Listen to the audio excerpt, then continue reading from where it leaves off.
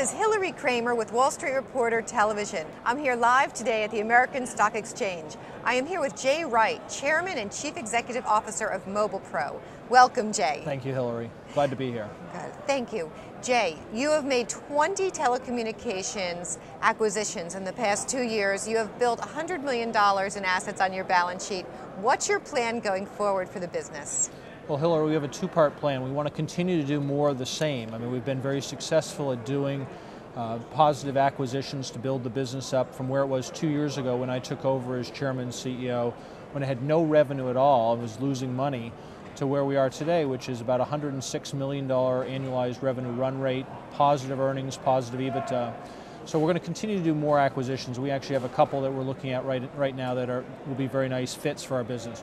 We're also going to spend most of our time on the broadband wireless part of our business, which is something that we are very excited about. Just last Monday we were out in Tempe, Arizona, launching that city, which will be the first city in North America with citywide wireless access and wireless broadband to cell phones. So it's a very exciting time, and those will be two growth drivers for us going forward.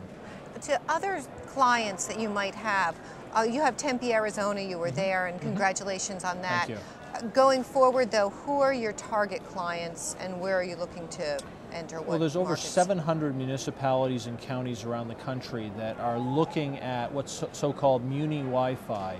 And we have our feelers out in a lot of areas. We're focused today on 5 main states: California, Arizona, Texas, Florida, and Ohio. They're big states population-wise. The topography is good for wireless. Wireless doesn't like a lot of hills. It likes nice flat areas, which is why Tempe's a beautiful city. So we're focused on those 5 areas, and we've got about 3 dozen opportunities we're looking at actively right now. So there's a lot of growth there.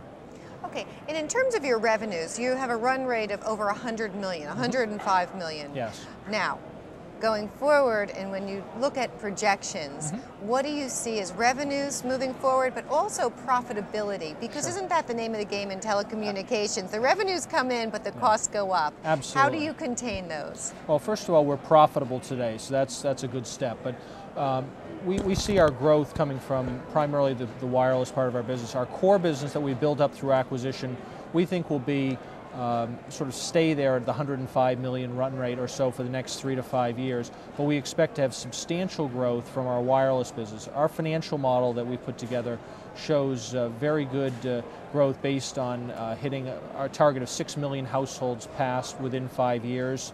We're currently at about 10% of that already.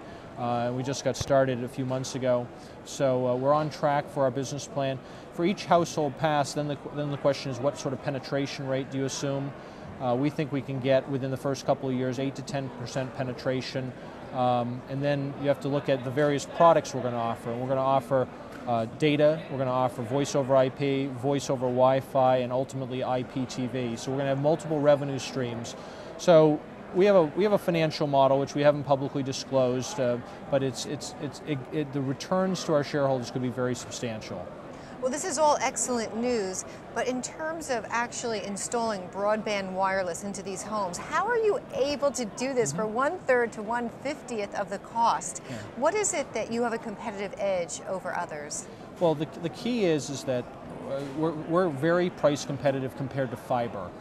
Fiber, it costs between $800 and $1,500 per household to bring fiber to the home. We can do it for about $24 per household. The reason is because we're leveraging the public infrastructure and a public-private partnership with these cities that we work with by having wireless equipment go on light poles and city buildings.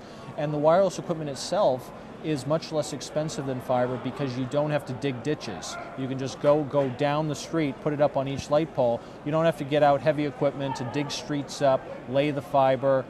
None of that has to happen. So as a result, you save all that labor cost, and that's why the cost is so much less. I see. Jay, in terms of the competitive model, you have all of these cable companies that every month send a bill to the mailbox of their consumers, so they're able to sell these value-added products that Mobilepro also offers. Right. What's your strategy and what is your plan for branding and for reaching out, advertising, and getting a real solid hit ratio? Absolutely. Well, first of all, we have 200,000 customers of our own, so we do send every month a bill to those folks. But the main thing that we're doing in each of these new cities to win new customers, people that currently aren't Mobilepro customers, is we're leveraging free media.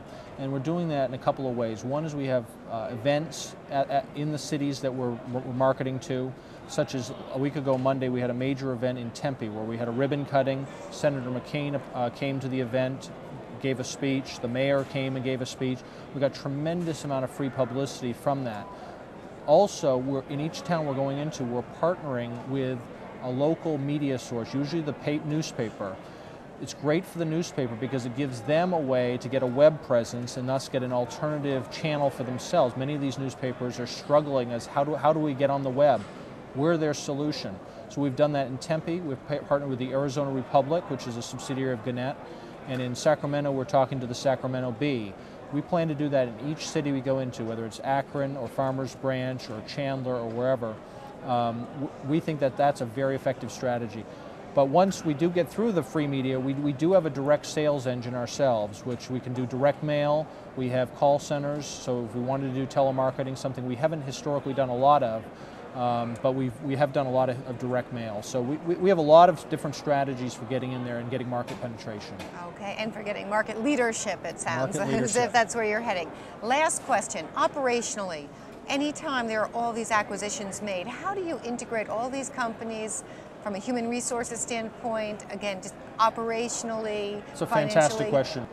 August 1st, we hired a guy by the name of Jim Magruder. Jim has spent 38 years in telecommunications. He's worked for 3 companies, AT&T, MCI, and General Electric. Not a bad resume.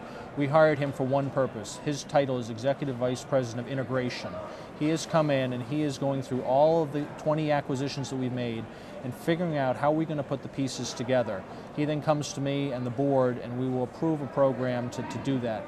Jim has done a fantastic job. He's already identified several $1 million a year in annualized savings, and it's going to make our business run more efficiently. We'll have better service for our customers. We'll be more lean. Our profitability will be higher. So it's working. Jay, thank you very much. We have been here today with Jay Wright, Chairman and Chief Executive Officer of Mobilepro. Thank you.